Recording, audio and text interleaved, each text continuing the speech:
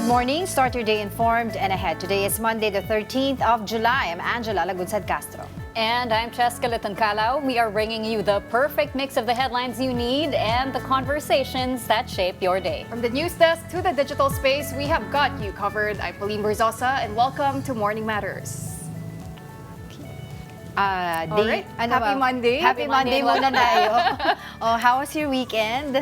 How was yours? Are you feeling welcome better? back. Yes, I'm feeling better already. Oh, Still good. slightly under the weather, pero pupush natin yung pagpasok today because the impeachment trial of Yes. Vice President Sara Duterte will resume today. Yes, and speaking of the impeachment trial, it is indeed week 2 of Vice President Sara Duterte's impeachment trial opens with 3 witnesses lined up over 3 straight days.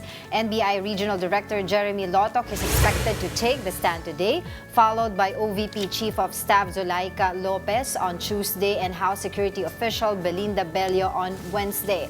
Also in focus is the legal battle over the tax and bank records of Duterte and her husband Mans Carpio, with oral arguments set Wednesday. The court is also bracing for longer hearings as questions remain over whether Duterte herself will finally show up.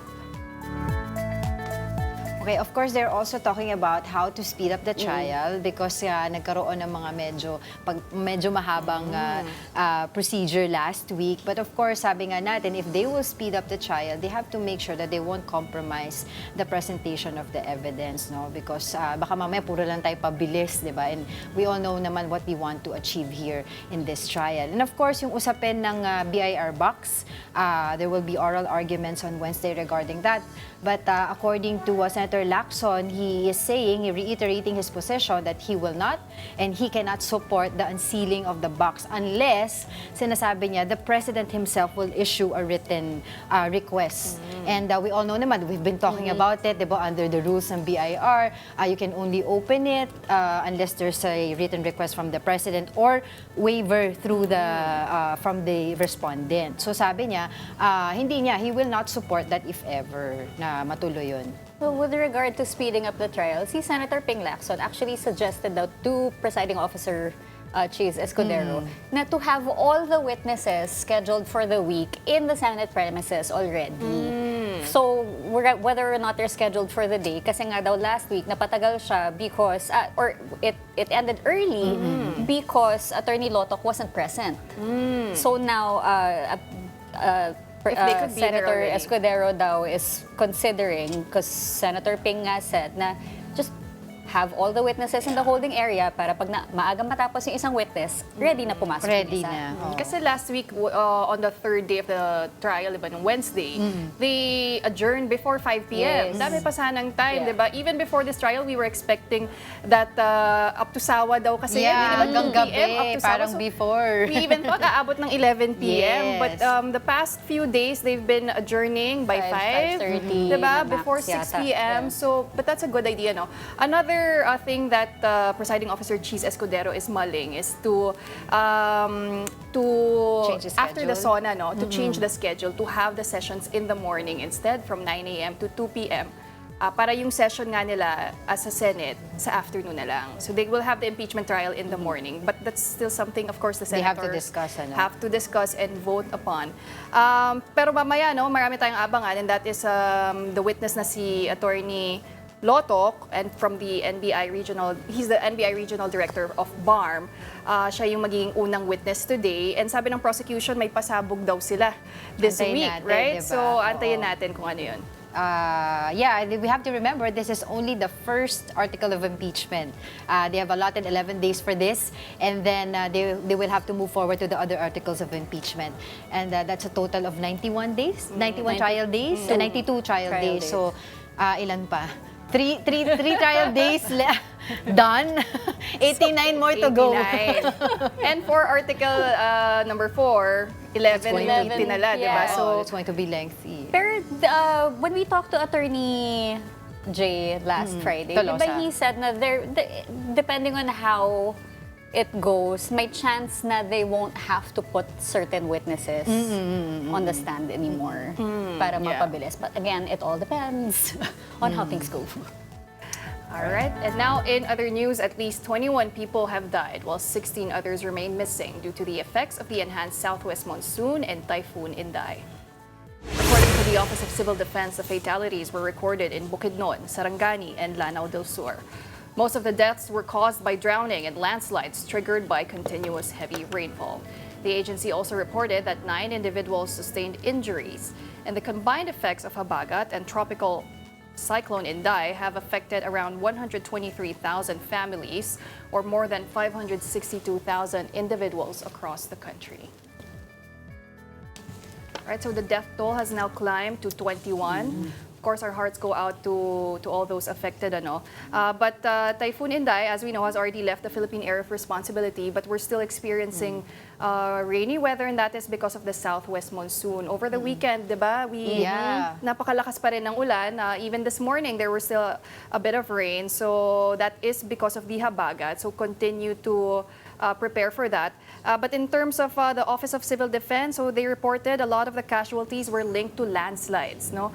Alam naman natin tuwing may typhoon, that's one of the detrimental effects of any weather disturbance, landslides, kasi lumalambot yung lupa. And sometimes even if you try to prepare, hindi mo talaga How can you prepare, diba? prepare for that? But also, it's just, we deal with this every year nga, diba? So, there's another low pressure area that Pag-asa is monitoring east of Eastern Visayas. Hopefully, this doesn't develop into anything strong. Hopefully, it dissipates somewhere over the ocean. Hopefully, we don't have to deal with something so soon after Inday. Yeah. That is why dun sa issue nga ng mga nagkakaroon ng landslide, we always reiterate dun sa mga local government to make sure nung area, mga danger zones, wala talagang tumitira. 'Di ba? Kasi para hindi na sila nililikas every time there's bagyo, hindi na nagkakaroon ng aksidente. Kung mayroon man landslide, walang mamamatay. Yun yung lagi natin sinasabi sa mga local government units. And of course, itong Typhoon Inday na to generally had a mixed balancing effect doon sa agriculture natin. While it brought water doon sa ilang mga drought-stricken areas. Doon naman sa Occidental Mindoro, sumobra, 'di ba? Because it's been raining there for since Wednesday, if I'm not mistaken. So lumubog yung mga pananim nila. And they're also calling out the national government to make sure na ayusin yung flood control areas, projects doon sa areas na yon. Because kung may flood control, hindi mangyayari doon sa mga tinanim, walang mangyayaring ganun sa mga tinanim ng mga farmers. So you see also the irony dito 'di ba? Na kailangan natin ng tubig pero sumusobra naman dun sa mga areas na hindi kailangan masyado. Kasi ang Angat Dam nasa critical level Yes. pa rin, di ba? Itong Record low at Super that. Typhoon Inday wasn't even enough to alleviate Yes, itong critical level ng Angat Dam. All right. Meanwhile, the Philippines and 13 other countries have reaffirmed the 2016 South China Sea ruling. Marking the decision's 10th anniversary, the nation said the arbitral award invalidating China's expansive maritime claims remains final, legally binding, and definitive. They also opposed the use of Coast Guard, military, and maritime militia forces to harass, obstruct, or intimidate lawful operations at sea. China, however, continues to reject the ruling as illegal, null, and void. So the 13 other countries who joined the Philippines now: Australia, Canada, Estonia, Germany, Italy, Japan, Latvia, Lithuania, New Zealand, Romania, Slovenia, UK, and the US. But also yesterday, there was an unveiling of that's a right. sculpture at the QC Memorial Circle. So it's a fisherman standing on a boat holding a paddle and raising the Philippine flag also in his other hand. It's obviously, I mean, it speaks for itself. Yeah. It's a tribute to the fishermen who have been, fighting for our nation's sovereignty on their own also out there. Exactly. And of course, the question here after 10 years or since the arbitral ruling is the government doing enough, diba, to explain sa international community, to us, the people, di ba, itong significance of this ruling doon sa West Philippine Sea. And yun nga, we have to do to better explain to the world yung all corners of the Philippines, its policy and stand on the West Philippine Sea. And we really need to establish our presence there. and be consistent. And I think naman yung government, when it comes to being transparent, naging okay sila doon because we have been aware of what's happening there every time there's standoff, there's radio challenge, diba, between the Chinese Coast Guard and the Philippines. So, yun, nakikita natin yun. And it also opened up to the international community na, ganito paling ginagawa nila dito sa Philippines, diba, na kahit na there's an arbitral ruling, they still insist on their claim on that area. So, I think yun pa, for me, dapat mas paigtingin pa ng government natin yung ano natin. What else can we do aside from domesticating it through the Maritime Zones Act? What else can we do para ma-assert talaga natin yung ano natin, yung right natin doon? And the China kasi hindi talaga sila, they will not back down. Yeah. They still, 'di ba, parang sila ganun pa rin. They still support their claim na sa amin ito. Well, it's good though that this administration has taken a more firm stance, right, when it comes to our rights, especially in the West Philippine Sea. But on this issue of Batanes, even Defense Secretary Gilbert Teodoro said that walang basehan at kalokohan daw yung ginagawa ng China. He says this is probably a signaling of a preconceived intention to claim Batanes. But interestingly, Ray Powell, a maritime expert, you had him last Friday, right? He's saying what China is trying to do here is just muddying the conversation, right? What they're trying to do here is to create enough ambiguity para magkaroon nga ng dispute daw when it comes to Batanes, even though clearly Batanes is within the Philippine territorial zone, right? So, ang maganda din sinabi ni Commodore J. Tariela, is that we have to continue debunking, countering these lies. Because pag hindi daw natin pinatulan, syempre, di ba, minsan ayaw naman natin mamatol na eh. But if we don't do that, they're gonna get away with disinformation. They're gonna continue to spread their claims, their false claims. And then we also heard from National Security Advisor si Eduardo Oban Jr. Maritime rights and entitlements are determined by law, not by power or coercion. Because, okay, when it comes to, I guess, equipment and all that stuff, medyo tagal. Yamado talaga tayo. But, I mean, this was already decided on. This shouldn't even be an issue anymore. Pero they don't recognize nga that ruling because they are always will always be basing doon sa historical claim nila. But on the issue on Bataan, officially di pa naman yun talaga ang claim ng China because this is done by or claimed by the scholars. Pero usually kasi they have history also na pagkaganyan, 'di ba? Sometimes they back it up afterwards. So we'll see what's going to happen. Ang importante lang talaga we increase our presence there and we establish our presence consistently kasi otherwise at saka you'll never know what they're doing there. No, dami ng mga 'di ba mga structure doon and whatsoever na nandoon sa area. All right, don't go away. Morning Matters will be back after a short break.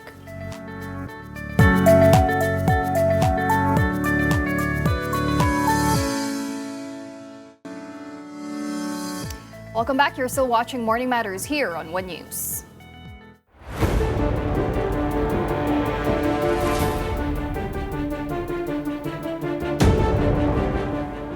The Senate Impeachment Court opens the second week of Vice President Sara Duterte's trial today. And mobile journalist Arles de los Santos joins us live from the Senate. Good morning, Arles. What can we expect from today's proceedings?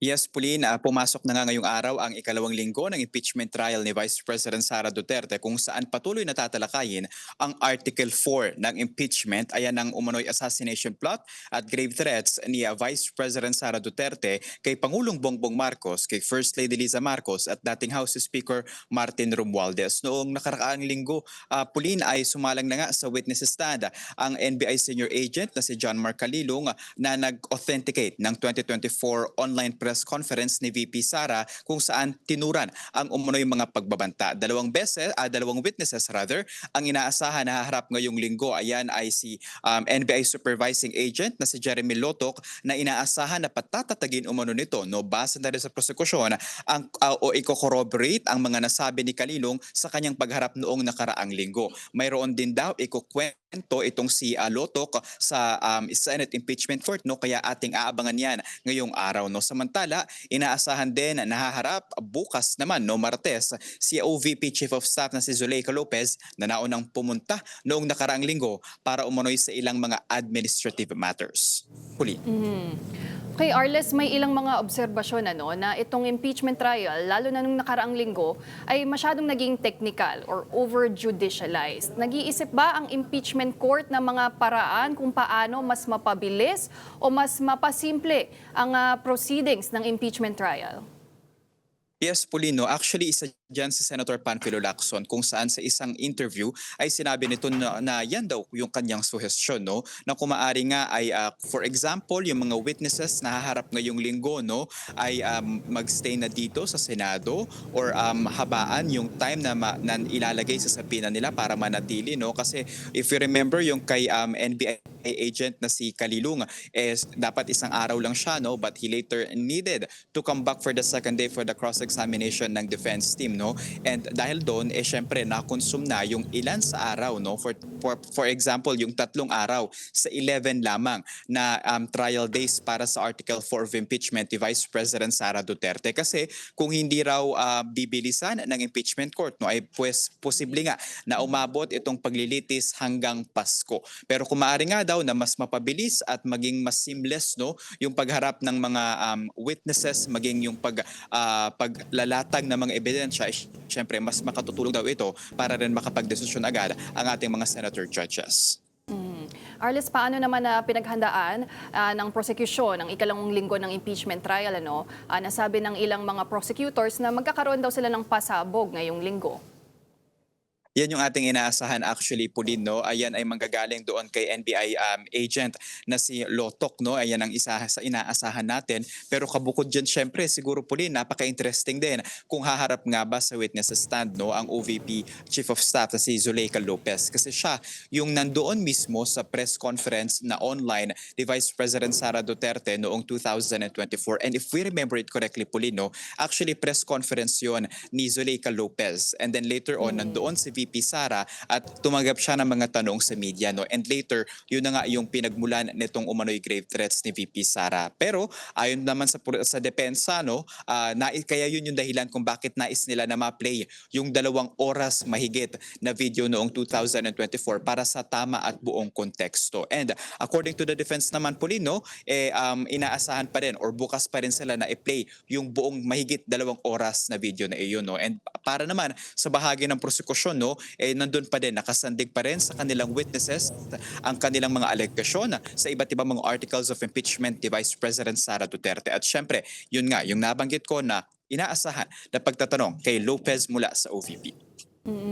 At last week, Arles, bumisita nga itong si OVP Chief of Staff Attorney Zuleika Lopez sa Senado. Pero yan ay to discuss parang housekeeping matters with Senate Clerk of Court na si Attorney Renato Bantug. Can you give us more details? Ano ba yung naging nature ng kanyang pagbisita? Is that an indication na may balak umaten ng trial si Vice President Sara Duterte? Well, ayon kay Senate Impeachment Clerk of Court Renato Bantug, no, ay hindi raw proper na pag-usapan nila ni Zuleika Lopez ang subpoena na ipinadala sa kanya ng Senate Impeachment Court, no. Ayon sa kanya, it would be improper, no. And ayon din sa defense na si spokesperson na si Attorney Poa, ito daw ay purely administrative, no. And narinig natin doon, nagtatanong kung pwede daw bang mag-cover yung mga reporters ng Office of the Vice President? Meron bang mga seats allotted for them? At kabukod dyan, magpasok ng ilang mga equipment. If you remember, yung mga coffee maker, parang refrigerator, may nabanggit na ganun, and yung catering services, no? Though, i-confirm pa natin kung para ba yan doon sa defense team, holding area, o para doon sa kanilang kwarto na nakalaan naman para sa 16 na mga abogado ni Vice President Sara Duterte. Kasi nabanggit din ni Attorney Lopez last week, Arles, diba, na prepare for Typhoon Inday. Pero on other matters, Arles, this week nakatakda ding magkaroon ng oral arguments ang parehong prosecution at defense patungkol naman dito sa green box or yung BIR box. May posisyon na ba ang parehong kampo even ahead of their oral arguments? Sa ngayon, Pauline, ay wala pa tayo naririnig na posisyon para sa magkabilang panig, no, patungkol dito sa oral arguments ng BIR box, no. Pero last week, we remember kung ano man yung magiging proseso at magiging desisyon ng Senate Impeachment Court ay kanila naman daw na ilalatag. At napaka-critical nitong pag-discuss kung bubuksan nga ba yung BIR box na kulay green, no, dahil itinatakda ng batas na hindi pwede i-publicize ang anumang tax records ng sinumang individual, no? And syempre, ang Senate Impeachment Court ay may kapangyarihan para sa iba't ibang matters at hand, no? Kaya ating aabangan kung pagbibigyan ba na buksan itong Senate Impeachment, itong green box na naglalaman rather ng BIR tax records ni Vice President Sara Duterte at niyang kanyang asawa. Huli. All right, thank you very much for that report. That was mobile journalist Arles de los Santos reporting from the Senate. Now, in other news, authorities have reported more fatalities and widespread damage from the combined effects of the southwest monsoon and tropical cyclone Inday. More details in this report. The death toll from the enhanced southwest monsoon and tropical cyclone Inday has climbed to 21 according to the Office of Civil Defense. The fatalities were reported in Bukidnon, Sarangani, and Lanao del Sur. Most of the fatalities were caused by drowning and landslide triggered by continuous heavy rainfall. Meanwhile, 9 individuals were reported injured in separate landslide incidents in Marinduque, Sarangani, Davao Occidental, Lanao del Sur, and Benguet. Search and rescue operations continue for the 16 missing persons. Authorities said validation of all reported casualties remains ongoing. The NDRRMC also reported that the combined effects of Habagat and Tropical Cyclone Inday have affected around 123,000 families or more than 562,000 individuals across the country. At least 162 evacuation centers remain operational, currently sheltering more than 5,000 families or approximately 20,000 individuals displaced by flooding, landslide, and other weather-related hazards. The agency also recorded damage to 890 houses, including 277 that were totally destroyed and over 600 that sustained partial damage. To support affected communities, the government has so far provided more than 28.5 million pesos worth of assistance, while response and relief operations continue in areas hardest hit by the severe weather. Still on the weather, Pagasa is monitoring a new low-pressure area. And let's get more details from Pagasa weather specialist Charmaine Varilla. Charmaine, ano nang latest dito sa LPA? Yes po, magandang umaga po. At yung binabantayan nga po ng LPA sa labas ng PAR, huling namataan sa layong 1,480 kilometers silangan ng northeastern Mindanao. Inaasahan nga na magiging isang ganap na bagyo sa loob ng 24 oras at nananatili pa rin naman na mas mababa na yung tsansa nito na makapasok sa loob ng ating PAR at walang magiging direktang epekto sa limang bahagi ng ating bansa.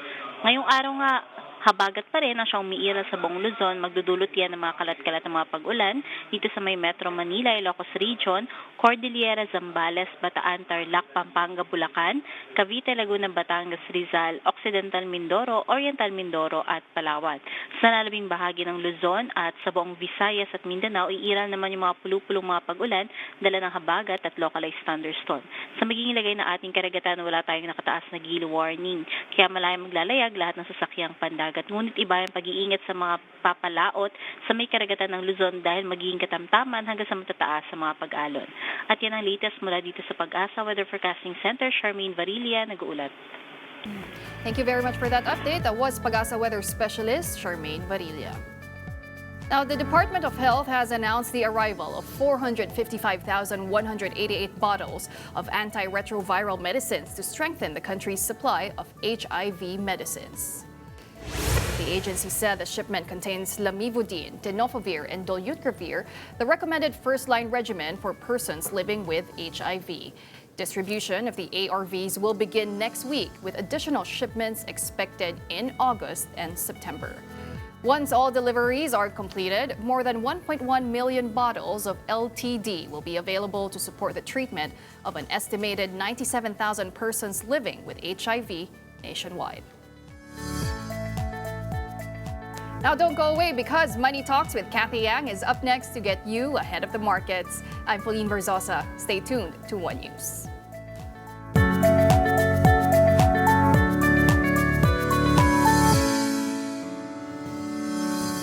Good morning mga kapatid, I'm Angela Lagunsad Castro. The past week saw several key developments that continue to shape the country's political landscape. Senator Rodante Marcoleta and his co-accused were arrested on plunder charges after the Sandigan Bayan issued warrants against them. Marcoleta, however, remains confined at the PNP General Hospital after being diagnosed with mild pneumonia and other medical conditions. Vice President Sara Duterte also called on government officials to stop politicking and instead focus on maintaining peace and order and advancing the country's development. Malacanang responded by saying the Vice President should direct the same appeal to her allies. Meanwhile, the Senate impeachment trial of Vice President Duterte formally got underway with the prosecution presenting its first witness before the impeachment court. The trial resumes today with NBI Regional Director for the Bangsamoro Autonomous Region and Muslim Mindanao, Attorney Jeremy Lotoc, expected to testify on Vice President Duterte's alleged threats against President Bongbong Marcos, First Lady Liza Araneta Marcos, and then House Speaker Martin Romualdez. Right, and joining us today to provide insights into the latest political developments and their implications is political analyst Dalal Llamas, Ronald Llamas, who is mobile this morning. So Ronald, good morning. Good morning. Good morning. Good morning, Pauline, Cheska, Angela. Pasensya na. 2 hours na ako sa EDSA. Grabe ang traffic. Oo nga, sayang. Happy 10th anniversary ng ating victory sa UNCLOS. Mamaya pag-usapan natin yan, Sir Ronald, pero unahin po muna natin ang impeachment trial. This is now the second week of Vice President Sara Duterte's trial. Pero dahil hindi kami nakapagkwentuhan sa iyo last week, balikan muna natin yung unang linggo ng trial. What is your assessment? Well, clearly, at least dito sa nakaraang linggo, ay very successful yung prosecution na i-present yung kanilang kaso. Yung defense ay very successful in making almost 50 objections ni CJ Narbasa. So, tingin ko magkaiba ng strategy eh. Yung prosecution, binabalansin nila yung impeachment trial both as a judicial process and as a political process. Yung defense, nagpo-focus lang dun sa judicial process. Kaya para silang nasa isang korte sa Regional Trial Court. Paramihan ng objections, paramihan ng mga interventions para protektahan yung kanilang kliyente. Yung prosecution, alam nila na nanonood yung millions of Filipinos. At alam nila, the court of public opinion eventually will help shape the opinion of the judges, the senator judges. So they are conducting themselves as such. Kaya medyo magkaiba yung strategy at saka yung framework dito sa impeachment trial na ito. Well, Sir Ronald, Vice President Sara Duterte called on the government officials to stop politicking and focus on peace, order, and development. So how do you interpret that message in the context of current political tension? So talaga bang namumuliti ka lang? Well, it takes two to tango. No, sabi ko nga several years ago, 3 years ago, this has turned into an existential battle. A battle for the political survival of the Duterte group and the Marcos group. So, parehas naman silang namumulitiko dito. At parehas silang tinatamaan. Si Digong, nadala sa International Criminal Court for Crimes Against Humanity. Si Bongbong, nakasuhan din ng impeachment, although it failed. At ngayon, si Sara Duterte ay nakasuhan for the second time ng impeachment. Kaya mahirap maging hypocritical dito sa political engagement na ito dahil pareho naman silang namumulitika. Sir Ronald, we saw the Vice President appear at the Senate to speak with her defense team. And then, of course, she dropped the line, bloodied but unbowed. And then we also saw Attorney Zulaika Lopez appear at the Senate to speak with Senate Secretary Bantog. But she didn't speak to the media aside from the one-liner, prepare for Typhoon Inday. How do you, what image was this able to portray to the public? Well, I think kanyan by design dahil hindi nga nagpakita si Vice President Sara dun sa hearing sa House. At dito, yung first day, hindi din siya nagpakita. Kaya nababanatan siya. Kaya tingin ko, calculated yan para ipakita na hindi siya natatakot dito sa impeachment court. Pero medyo natawa lang ako doon sa kanyang 11-second na speech. Dahil nagsimula siya sa bloodbath, na siya ay bloodied but unbowed. Yung tula na titled Invictus. Pero ang nagsalita kasi tungkol sa bloodbath siya a year ago, kung maaalala nyo. Tapos yung kay Zuleika naman ay hindi naman siya kasama sa witnesses ng prosecution Pero nung binanggit ng defense na siya yung nag-trigger dun sa reactions at saka threats ni Vice President Sara, kaya pinatawag siya. Baka pinagsisisihan ngayon ng defense kung paano nila binanggit si Zuleika. Kaya siya ngayon ay haharap dapat bukas. So with that, Sir Ronald, do you expect the second week of this impeachment trial to be more contentious compared to the first one last week, which a lot of analysts and observers have said na masyado daw technical, it was over-judicialized. Kahit si Senator Ping Lacson nabanggit, diba, na kahit siya nainip daw sa proceedings. So what can we expect this week? And paano rin po mapapasimple ng impeachment court yung kabuuang proceedings itong trial? Well, of course, no? Dahil contentious naman talaga judicially at saka politically yung impeachment process na yan from the start. Kaya tingin ko this week, it will remain very contentious. Ang problema lang, parang last week, we took 3 days to interrogate, they took 3 days to interrogate a witness to authenticate a video which all of us saw. No? Nakita na lahat ng buong mundo yung video na yon. So, 3 araw. No?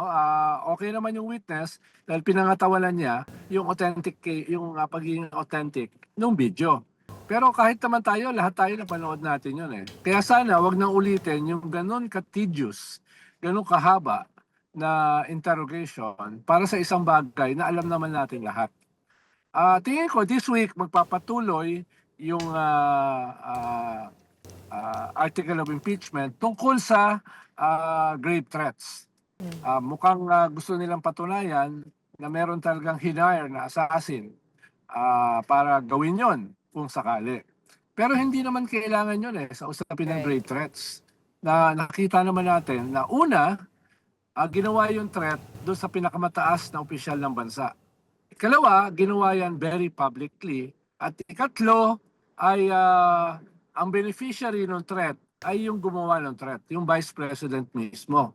At ikaapat, in terms of capability, natingin ko kaya nila patunayan within the week. May capability yung nagbigay ng threat para gawin yung threat. Dahil may kaso nga ng crimes against humanity yung kanyang tatay at yung kanyang kaalyado, si Senator Bato de la Rosa. So yung 4 na variables na yan, tingin ko will favor the prosecution. But that will continue this week. Okay. Second, I want to talk about yung BIR box. There will be oral arguments between the prosecution and the defense this coming Wednesday. Pero si Senator Ping Lacson has reiterated his position. He said he will not and cannot support the unsealing of this box unless the President will issue a written request. No? Because based on the rule of law, yun yung mga nakalagay doon na dapat may request or waiver from the defendant or respondent. Pero kung gagawin po ng Pangulo na mag-issue po siya o magbigay po ng written request sa BIR, will it also tell us na parang nakikialam po yung Pangulo dito sa impeachment trial nito when in fact he said na ayaw nga niya makialam?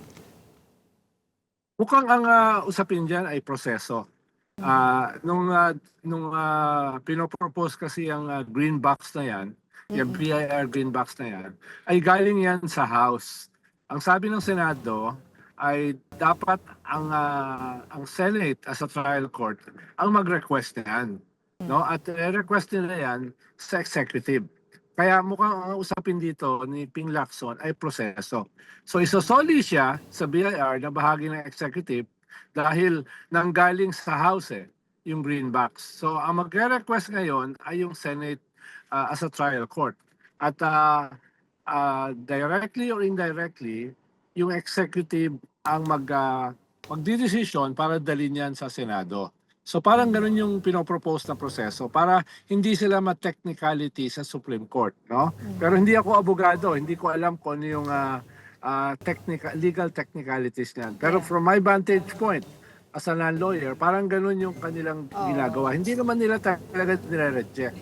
Inaayos lang nila yung proseso. Doon po kasi sa recent interview ni Ping Lacson, sinabi niya po yun, no? Unless mayroong written request from the President, then talagang hindi siya in favor sa pagbubukas nitong BIR box na to. To my question nga po, na kung sakasakali na magbigay nga po si President Bongbong Marcos ng written request, what does this tell us in terms of yung ganong perspektibo? Under kasi ng Presidente yung BIR. So, parang ang kinukuha nila ay dapat aprubahan. Hindi ko alam yung technicalities. Pero mukhang lalabas naman kasi yung green box na yan sa Senado. No? Again, kailangan natin konsultahin yung mga abogado. Bakit ganun ang posisyon ni Senator Ping Lacson? Sir Ronald, we're also going to hear the oral arguments from both prosecution and defense, and they were each only given 10 minutes. What do you think we can expect from both sides? Well, una ay Cheska, ay gusto kasi nilang maging mabilis yung proseso. Dahil ayun nga, kung magiging astigious siya katulad last week, halimbawa in one sitting, naka 49 objections si CJ Narbasa, mukhang iniiwasan nila yon. No? Kaya gusto nilang madaliin. Dahil unang kwan pa lang yan, unang article of impeachment pa lang yan. So, baka wala na diyang manood. At alam naman na lahat, because this is a political process, yung court of public opinion will play a role dito sa court ng Senate. No? Kaya tingin ko it's a strategy na para yung narrative ng prosecution at saka defense ay ma-present more effectively at mas maikse. Pero for you, Sir Ronald, so far, just based on what we've seen already, what we've seen from the prosecution, sa tingin niyo po ba na-establish na nila kung bakit impeachable offense yung grave threats na ginawa ng Vice President? Because even before this trial, di ba sinabi po ng mga prosecutors, ng mga congressmen, na ito yung pinakamalakas na article daw nila because it's the least contentious one in terms of facts. Pero ang defense, sinasabi, hindi, conditional threat yan. Di ba? May mga ganun silang justification. So what should the public understand on this particular article of impeachment? Kasi yung iba naghahanap din na bakit nangontrata ba ng assassin yung Vice President? Umabot ba sa ganoong punto? Or for the case of the prosecution, ang point naman nila is the grave threats itself already constitute an offense. Yes, tama yun, Pauline. No? Bago kasi nitong trial, ang sagot dyan ni Vice President Sara, una, hindi niya sinabi. Ikalawa, out of context yung kanyang sinabi. Ikatlo, hyperbole lang yon. No? Ikaapat ay na-splice. Yun yung pinakahuling sagot ni Vice President Sara tungkol dyan sa video na yan. Na-splice daw. Yung mga arguments na yan before, hindi na nila ginagamit ngayon. Dalawa yung kanilang ginagamit ngayon. Una, yung context. Yung context, kaya gusto nilang ipalabas yung 2 hours na video. No? Na yan ay sinabi ng Vice President dahil siya ay na-trigger. Kaya ipapatawag bukas si Zulaika. Papatawag yung trigger. Pero ang argumenta nila ay context. Ikalawa ay ito ba ay impeachable offense? Ibig sabihin, nagko-contradict yung dalawa dahil yung ikalawa, ang sinasabi, assuming na nangyari ito, na alam naman natin lahat nangyari, ito ba ay high crime? Ginamit nila yung salitang high crime. Kung hindi ito high crime, dapat hindi ito impeachable. No? Sinasabi ng prosecution, it doesn't matter. It was a grave threat. Sabi ko nga, because of 4 reasons. Intent, capability, no? Position, at saka yung very public. Kaya tingin ko, para dito sa article na ito, lamang na lamang yung prosecution. No? Lamang na lamang sila. Well, second, whatever the outcome of this trial will be, sabi nga nila, it will really shape the political landscape, dito sa atin, sa bansa natin. So do you believe or at least think that the center judges will base their decision on the evidence? Or meron pa rin pagtimbang doon sa kanilang political ambition and the public perception? Well, tama yun. Angela. Nawala. Nako, na-traffic na. Oo, pati yung signal natin na traffic na. We'll try to get back to Secretary or former Secretary Ronald Llamas because he is on the way here supposedly. And then we'll get his thoughts on my question. But yun nga, we are still talking about the impeachment trial of Vice President Sara Duterte. This is the second week and there are a lot of things that we need to unpack, no? Both for the prosecution and the defense. But let's see if Sec is there already. Are you back? Yes. Medyo naputol. Tama yung Okay. sinabi mo, Angela. Sabi ko nga, this is both a political and a judicial process. At mahalaga rin dito yung court of public opinion. Definitely, it will shape the political landscape. Baka it will dominate the political landscape. Kung ma-impeach si Sara, ay syempre maraming tatakbo sa 2028. Kung hindi siya ma-impeach, it will depend on the evidence. It will depend on the evidence as it impacts on public opinion. Halimbawa, yung pinakahuling article, yung unexplained wealth, yun yung pinaka-vulnerable si Sara in terms of political impact. Kung mapapatunayan ng prosecution na billions talaga yung dumaan sa kanyang bank account at iba pa yung mga properties na meron siya na wala sa SALN niya na 80 million lang at mapapatunayan na itong mga kwa na ito, itong perang ito, itong billions na ito ay nanggaling sa anomalous sources like drug lords, pogo lords, etc. Then kahit hindi siya ma-impeach, yung evidence will make her damaged goods. No? Kaya ang labanan dito ay maaprubahan ba yung lahat ng evidence ng majority of the senators? Hindi kailangan ng 2/3 doon eh. Majority lang.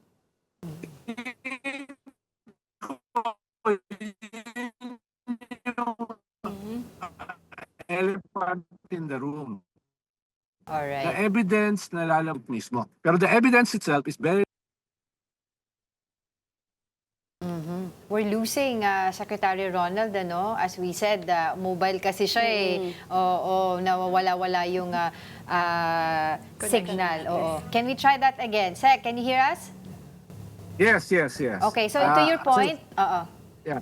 As I said, kung ma-impeach si Sara, ay maraming tatakbo na kandidato for 2028. Kung siya ay hindi ma-impeach, then ang mahalaga diyan yung evidence. Will the evidence damage her going into 2028 or will it strengthen her? No, kaya makikita natin itong trial as very political going into 2028. Practically, matatapos itong trial end of the year. Next year, practically, simula na yung kampanya. So definitely, sabi mo nga, Angela, ang lakas ng impact nito sa political landscape.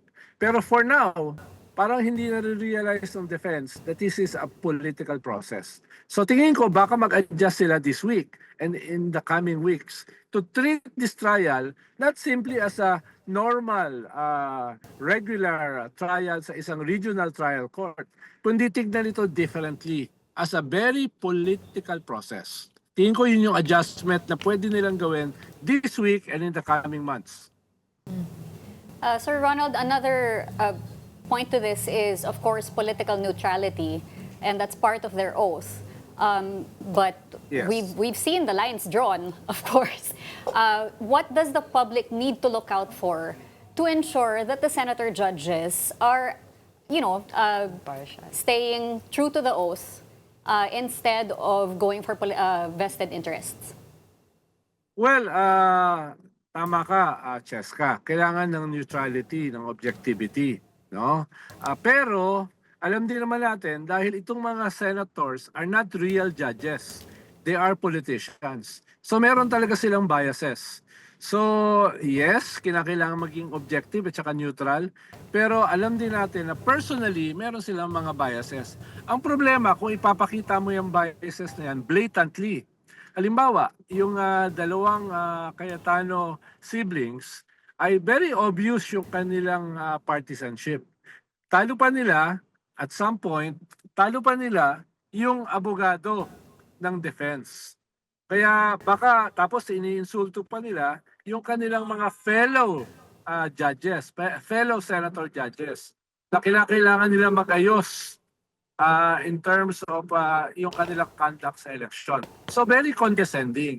So at this point ay yung dalawang Cayetano siblings na si Robin Hood Padilla, yung parang hindi nagpapakita ng neutrality at saka objectivity. Halimbawa, for example, yung statement ni Senator Risa Hontiveros ay very objective. Nagamit pa mismo ng defense.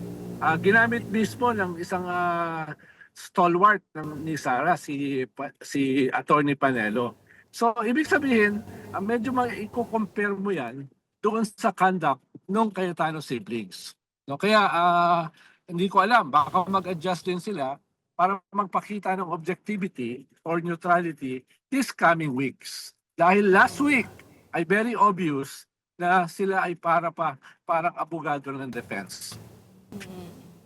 Pero Sir Ronald, no, as you mentioned, itong impeachment trial will be very consequential and it will really affect the political landscape, especially leading up to 2028. Pero kung mai-impeach nga man si Vice President Sara Duterte, right now, ang kailangan dyan ay 16 votes, 2/3 of all members. Sa tingin niyo po ba maaabot yung 16? Magkakaroon ba ng swing votes? May mga lilipat ba? Well, kung makikita natin yung previous impeachment, ay talaga namang may mga nagbabago ng posisyon. Kumpara doon sa evidence at kumpara sa public opinion. Halimbawa, yung kay Chief Justice Corona, nagsimula yon na very minimal yung open sa impeachment. Eventually, natapos siya with 20 votes. Tatlo lang yung hindi bumoto. So it can change. No, pero again, sinasabi ko nga, depende yan sa evidence as it impact also on public opinion. Ngayon, yung 16 na sinabi ni Presiding Judge Cheese, dalawa yan. Sabi nga ni Adolf Ascuna, sa Adolf Ascuna, pwede pa yan mabago keso ng impeachment. No? Pwede pa siya mabago. Pwede pang pagbotohan yan ng a simple majority kung 16 nga or lower, yung 2/3. Pwede rin may magsampa ng kaso sa Supreme Court dahil naging justiciable na siya nung naglabas ng decision yung presiding judge. So dalawa yung pwede mangyari dyan sa 16. Pagbotohan later ng Kongreso through a simple majority kung ano talaga yung ibig sabihin ng 2/3 or may magsampa ng kaso sa Supreme Court. Sir Ronald, we saw this, the threshold addressed on day 1 when Presiding Officer Cheese said na 16 ang threshold. And then on day 2, Senator Ping just asked to clarify. Senator Cheese did say na if anyone wanted to protest or change that, then they could file a petition. Why haven't we seen anyone file for a motion to reconsider just yet? Una, maaga pa. No? Pero malaki ang possibility na may mag-file sa Supreme Court. May 3 ka na na mga senador na missing. 2 ay suspended na from the functions or the office of the Senate. No? Kaya at the very least, ay pwede bumabayan sa 15 or even lower, 14. Kung 4 na senador ang wala dyan, ay bababayan sa 14. Sa ngayon, at least 15. Kaya halos sigurado ko na may file sa Supreme Court. I-question, ano ba talaga yung 2/3? Dahil nga naging justiciable na with the decision of Presiding Judge Cheese Escudero. Pero again, sabi nga ni Supreme Court Justice Escuna the other day, pwedeng pagbotohan yan later, mismo sa Senate, by a simple majority. No? So, yun yung 2 possibility sa usapin ng 2/3. Pero tingin ko, napakalaki ng possibility na yan ay questionin either dyan sa Senado mismo or sa Supreme Court. Oo. Pero sabi mo, Secretary, medyo matagal pa. No, kaya sa question ni Cheska na bakit wala pa nagfa-file. Pero 'di ba dapat mag-file na rin sila ngayon because matagal mag-decide ang Supreme Court. Yes, unless ang kanilang calculation dahil ongoing itong trial nito, mas bibilisan ng Supreme Court kesa before. So, I'm not sure, no? Hindi ko isa second guess yung Supreme Court. Pero tingin ko, dalawa nga yung options, eh. Halimbawa, sa Wednesday, pagpapasyahan nila yung usapin ng pag-lift ng bank secrecy laws in preparation para do sa fourth article of impeachment. So medyo ginagawa naman nila, no? Yaan. Ang siguro ang calculation lang nila ay later na nila pagpapasyahan itong two-thirds either sa Senate or sa Supreme Court dahil binibilang pa nila. Baka kasi meron pang mabawas. No? Baka meron pang mabawas. Yun lang naman yung aking naughty observation. Well, we have a lot of things to ask you pa. A lot of topics like the arbitral ruling, the anniversary of arbitral ruling. But hold your horses, hold your thoughts. We'll see you here Nandito na in the ako. studio. I arrived at last. Yes, we'll see you here in the studio. Thank you so much for your time, and we'll see you here in the studio. That was our political pundit, Ronald Llamas. Okay, now don't go away because we still have more matters to discuss after this quick break. Keep it here on One News.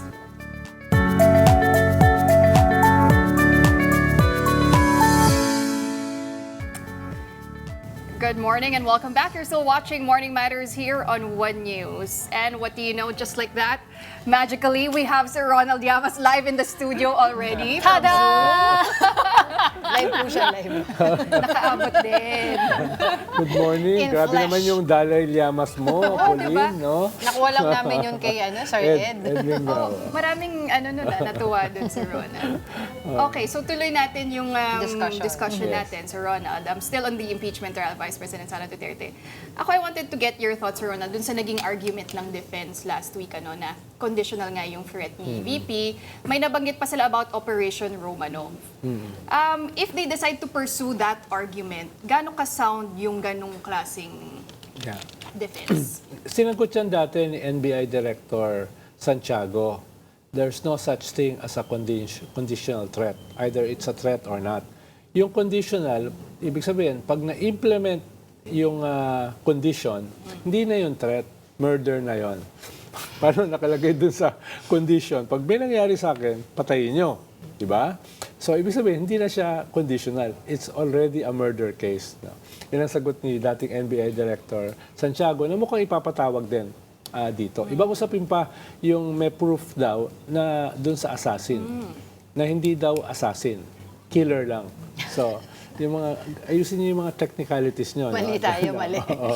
Yung sa Romanov, ito yung pinaka nakakatawa rito. Dahil unang gumamit ng Romanov, si Baste Duterte noong January 2024 sa isang peace rally sa Davao. Ang sabi niya, gusto niyo bang mangyari sa inyo yung nangyari sa Romanov? Addressing the Marcos family. Ang nangyari kasi sa Romanov family, Busan pinabagsak lahi. ng mga Bolshevik sa Russia at the turn of the century at minasaker. Yung mga napapanood yung mga play at movies about kay Anastasia, Anastasia. doon ang galing yon no? sa Romanov. Kaya medyo weird na ngayon, sila yung naging Romanov. No? Kaya I doubt kung isusustain nila yan. Dahil very weak yung ganong klaseng argument. At nung tinanong ng NBI, saan nang galing yung threat?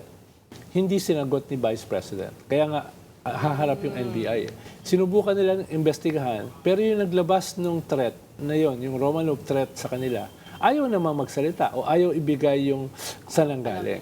Kaya mahirap i-sustain yan. Dahil ibig sabihin, ginawa naman ng NBI yung role nila na investigahan yung alleged threat na sila ay gagawing Romanov. Well, I understand you're not a lawyer, Secretary, pero I want to know your assessment kay Presiding Officer Cheese Escudero.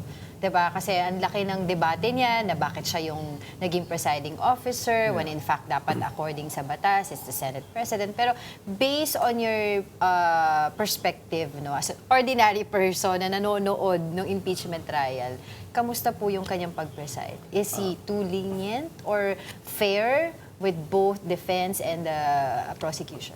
Tingin ko grudgingly, dahil matagal akong critic ni Senator Cheese Escudero from the forthwith episode hanggang do sa kanyang mga kaso. Tingin ko ay maganda yung kanyang handling, in fairness, dito sa trial as a presiding judge. Nababalansin niya. Kahit naman yung defense ay hindi siya kinikriticize. Dahil maganda naman yung kanyang handling. At very competent, very efficient. No? Ayun lang, pag nagko-quote siya ng mga Latin, kailangan mong hanapin sa ChatGPT. No? Yung ibig sabihin ng sinasabi Isang niya. parang Harry Potter sa Pero tingin ko ay very fair at saka very competent yung kanyang handling. At tingin ko, kaya pang i-improve in terms of pace. No? Pero at this point kasi, kahit ganun ka-objective yung kanyang handling, yung prosecution ang nagdi-dictate ng pace at saka ng narrative. At saka yung mga most effective blows, kumbaga sa boxing. No? Sila yung nagkukuhan. Kaya tingin ko over the weekend, nag-a-assess yung defense. Paano nila mamimitigate yung kanilang weakness. Tingin ko rin, si Senator Chis Escudero ay ina-assess din together with some senators. Paano ito mas gagawing mas mabilis? Dahil pag mabore yung mga nanonood, change channel na yan. No? Baka sa kanayan ilipat sa Storycon, no? Or may hugot pa yan. Pero yun, sa kanila, very conscious sila dyan. Dahil alam nila nga, this is a political process. At public opinion will play an important But part. they need to make sure that it won't compromise the presentation of evidence kung bibilisan nila. Yes. Mahalaga yung ganong klaseng balancing. No? Pero minsan kasi ay pinoprolong na lang eh. Kaya nga yung dating minsan ng defense, doon sa kanilang 49 objections in one sitting, parang ayaw nyo ba lumabas yung evidence? No? Kaya siguro yung presiding judge mas gagawing decisive yung kanyang ruling para mas papabilis yung proseso. Dahil kung hindi mo pipigilan, talagang Hahaba. hahaba. Dahil siyempre, pwedeng strategy ng defense ay ma-pissed off na rin yung audience para hindi na manood. Oo.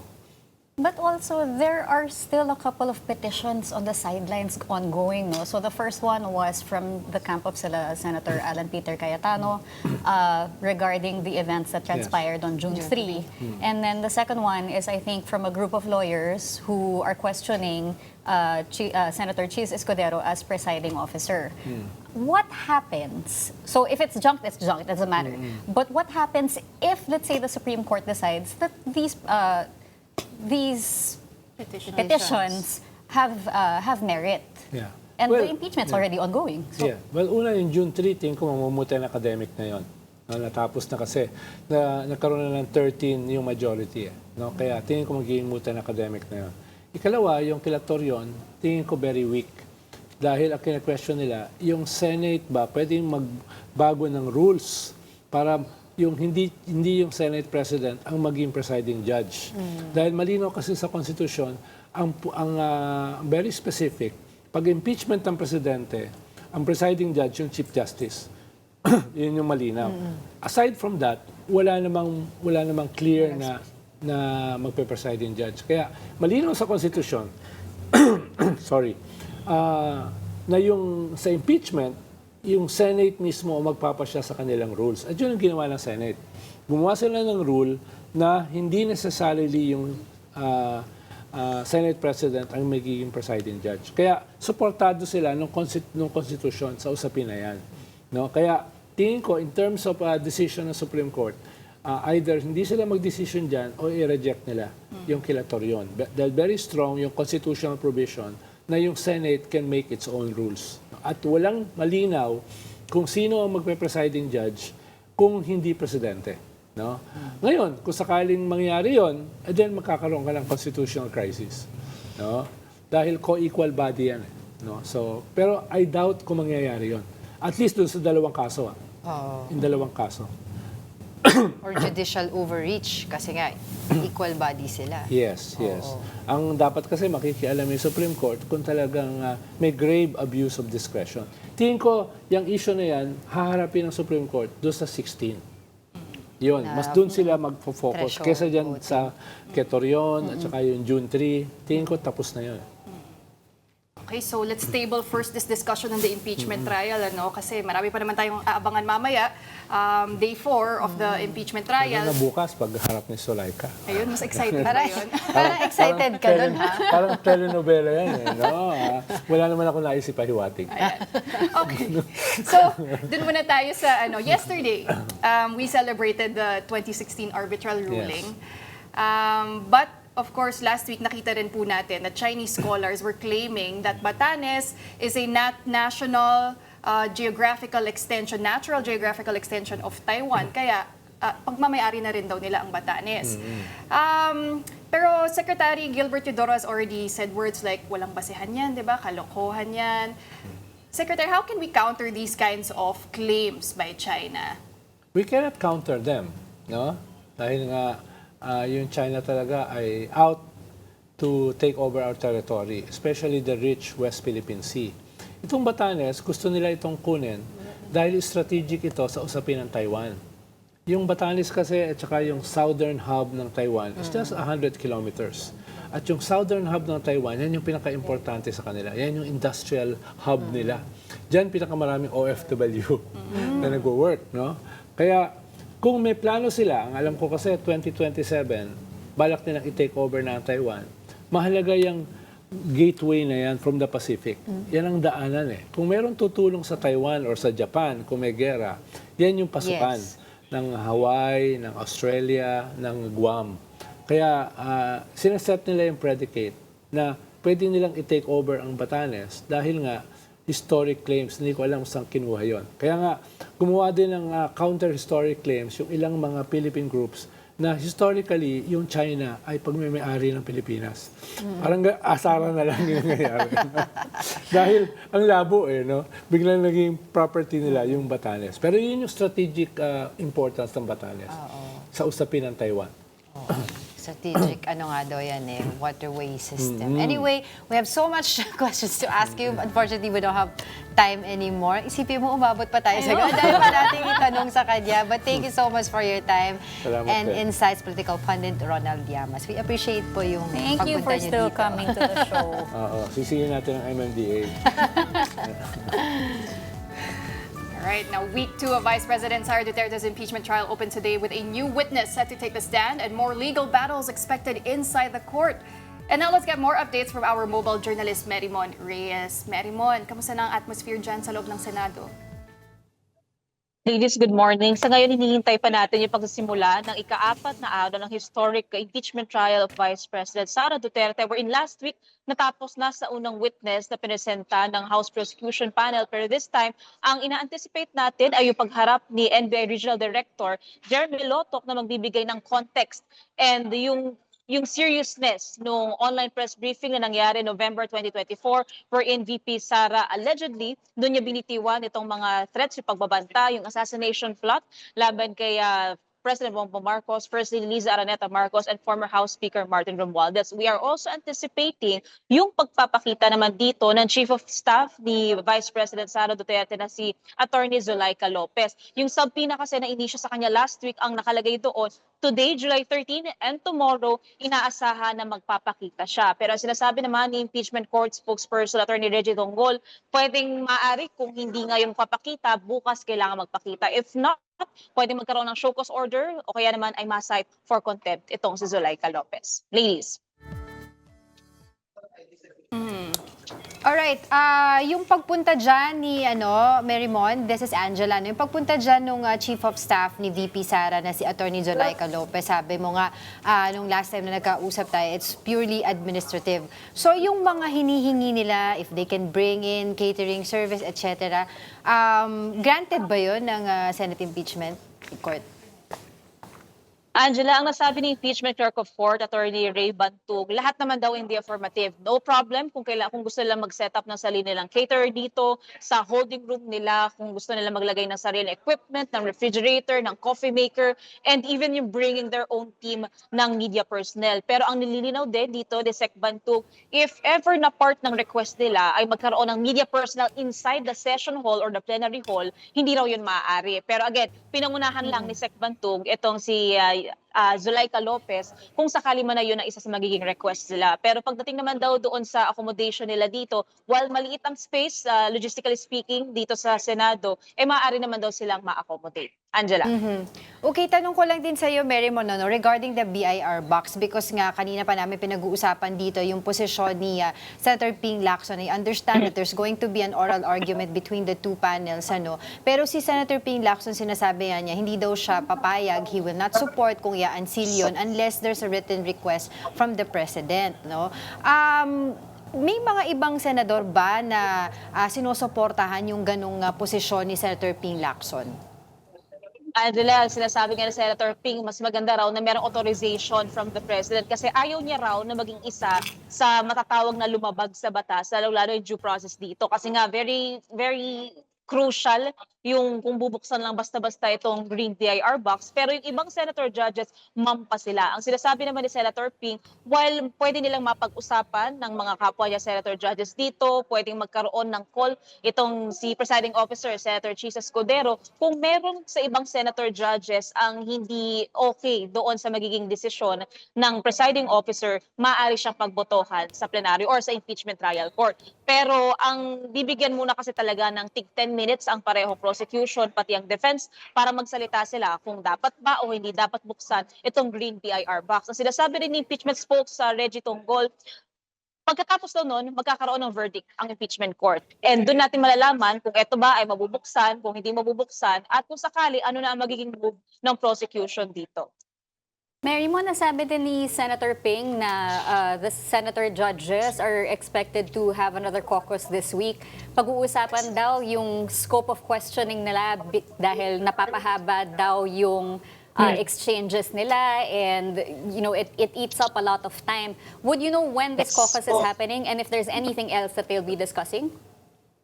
Jessica, ang sabi kasi ni Senator Ping, for example, dito sa impeachment article 4, yung tungkol sa alleged assassination plot, yung grave threats, ang nakikita niya pwede naman daw hindi totally maximize yung 11 trial days. Kumbaga, for example, pagdating sa mga witnesses, kung pwede rin maaga silang nandito para kung matapos na, makausa daw agad sa presentation ng susunod, yan yung part ng ilan sa pag-uusapan nila. Last week kasi, ang sinasabi naman ni Spokes Tonggol, may leniency si Presiding Officer Escudero sa manner of questioning, sa cross-examination, sa answering ng witnesses dahil hindi naman daw ito basta-basta lang na tulad ng ibang korte sa labas. Impeachment court daw ito, hindi lang daw senator judges kundi yung mga tao rin daw nakaantabay, nanonood, maraming kasagutan ang gusto nilang maraming katanungan ang gusto nilang masagot. Pero for now, ang sabi ni kasi ni Senator Ping, karapatan din naman daw ni VP Sara yung speedy process. Kaya ang gusto rin nila ngayon mapag-usapan yung pinaka-efficient way ng pag-usad nitong impeachment trial. And that includes nga yung proseso kung paano pa mapapabilis yung pagsalang ng witnesses. Yung sa caucus, dapat kasi over the weekend siya, pero ngayon may time pa sila until later. So we're still confirming kay SP Chisco, kay SP Sherwin Gatchalian kung nangyari na ba yung caucus sila. Pero part yan ng kanilang pag-uusapan. Last week kasi kaya hindi natuloy yung next na prosecution witness ay pepresenta. Sabi kasi nila, gagamitin daw nila ng maayos yung 11 trial days. Kaya ngayon nila itutuloy yung presentation dito kay Jeremy Loto, bukas kay Atty. Zulaika Lopez, sa Wednesday from the House naman si Captain Belinda Bello. Meron na, are you gonna ask question? Oo, Mary Mon, so last week, sabi ng prosecution, na for the second week of the impeachment trial ay magkakaroon daw sila ng mas matibay pa na witness, na evidence, pasabog nga daw this week. But on the part of the defense, paano naman nila to pinaghahandaan? Kasi last week, yung assessment din nila ng unang linggo of the trial ay 10 out of 10 daw yung score nila para sa sarili nila. Huli nang nasabi nga ni Attorney Michael Poa, satisfactory daw yung nangyari doon sa cross-examination ng defense. That's 10 out of 10. And they're looking forward pa raw sa mga susunod. While they're also, kasi syempre legal strategy na rin daw nila yun sa defense team. Pero kung ano naman yung pinaghahandaan nila, tulad nitong mga lumipas na araw, ganun pa rin naman daw ang gagawin nila. So they'll be meticulous on the details. So that includes kapag ka naisalang na after ng direct examination ng prosecution, cross-examination naman ng defense, and that would depend na rin sa prosecution kung magkakaroon sila ng redirect examination. Ang isang inaantabayanan din natin is, again, sabi naman ni Spokes Tonggol, normal lang naman daw yun, yung objections from either the parties. So yan yung iba sa mga abangan natin. Kasi last week ang ginawa, authentication nung video verification ng video, ngayon naman, contextualization. Yan daw yung, ang sabi ni House Prosecutor Laila de Lima at ni Chel Jokno, yan daw ang papel ngayon ni NBI Regional Director Jeremy Lotto. Contextualize daw and ipapakita yung seriousness ng grave threat na binitiwan ni VP Sara. All right, thank you very much for that report. That was mobile journalist Mary Mon Reyes. Now, at this point, let's get the latest on the preparations of the prosecution team. Mobile journalist Amy Atienza joins us live for the latest. Amy, go ahead.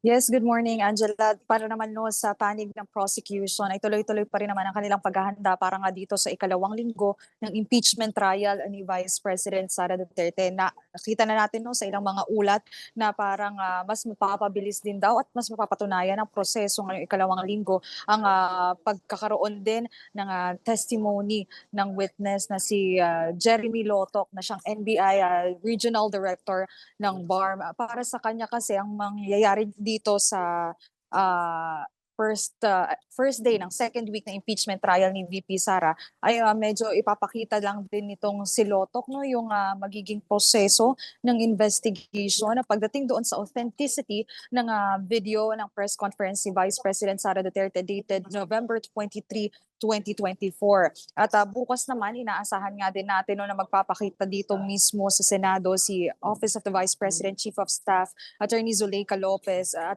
sa Wednesday naman ay si Belinda Bello para din makita daw yung security na ginawa nga ng House of Representatives noong ipinatawag si Vice President Sara Duterte sa Committee on Good Government doon sa Kamara. So yun yung mga aasahan natin na mangyayari talaga for this week of the impeachment trial, and technically meron pa namang 8 trial dates for Article number 4 or grave threats and destabilization of VP Sara against the government. So yun pa yung mga antabayanan din natin no, na mangyayari nga for the next few days. Angela?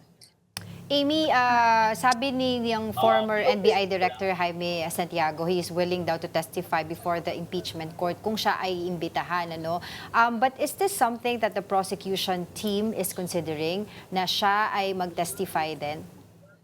Yes, nakita naman natin, Angela, na doon sa pre-trial order na meron ngang reservations din.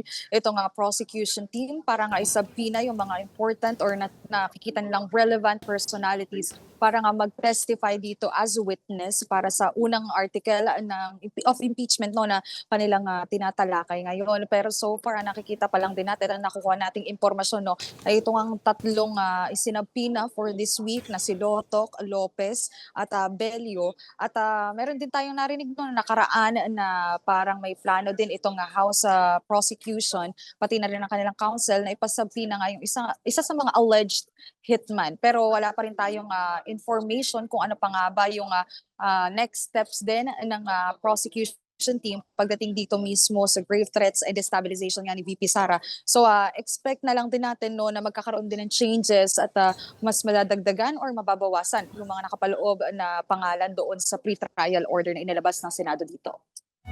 All right, we will continue to get in touch with you. But for the meantime, thank you so much, mobile journalist Amy Atienza.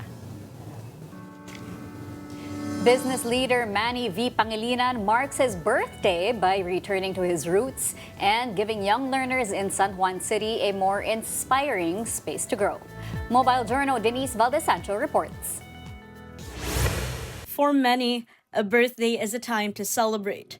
But for business leader Manny V. Pangilinan, it is also an opportunity to give back. This year, the MVP group of companies, together with the PLDT Smart Foundation, returned to San Juan City, where Pangilinan spent his childhood, to turn a child development center into a more inspiring space for young learners. This celebration brought together volunteers, partners, and the community for a day of creativity and giving, featuring a community mural painting, storytelling sessions with the children, and the turnover of learning support items to help create a more inspiring space for young learners.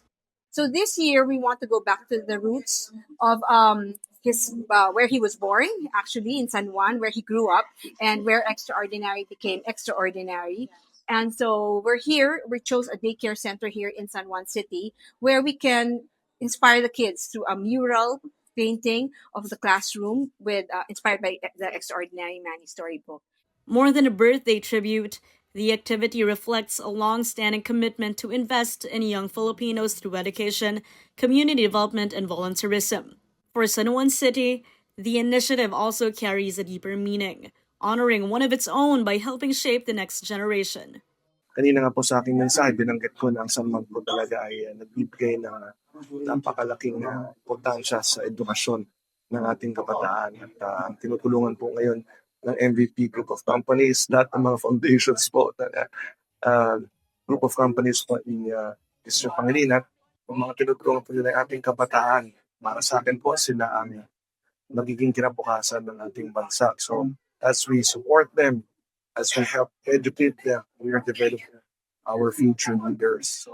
For Pangilinan, returning to the city where he grew up was a reminder of his roots and of the responsibility to create opportunities for others. It's a concrete manifestation of a continuing program, part of our foundations and our companies to do social work.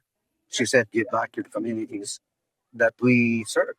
It's part and parcel of the work, part and parcel of his purpose. I hope not only one, but more than one of them become extraordinary citizens, extraordinary Filipinos. We need many more. Mobile journalist Denise Valdesancho. We are One News. Now, TV5 chairman Manny V. Pangilinan celebrated his birthday during the formal launch of the expanded music program Vibe Plus over the weekend. Actor Enrique Hill led the special birthday tribute, while San Miguel Corporation President and Chief Executive Officer Ramon S. Ang also attended the event. Ang's appearance fueled fresh speculation that he and Pangilinan may be involved in a possible investment or takeover deal involving ABS-CBN. However, there has been no official confirmation from ABS-CBN or from TV5, Pangilinan, or Mr. Ang. But what is confirmed is the growing content partnership among local networks, with select TV5 programs expected to air on ABS-CBN platforms, while shows from both networks are also being carried on All TV. Happy birthday, Boss MVP. Happy birthday, Boss MVP. We wish him, of course, more success. Good health. Good health, is more wealth. happiness. And thank you for all that you do. And that wraps up today's episode of Morning Matters. I'm Angela Lagunsad Castro. We hope we've given you just the right start to your morning. I'm Cheska Liton-Calao. Let's make the day matter. I'm Pauline Verzosa, and we'll see you again tomorrow. Kapatid, we are One News. All sides, all the time.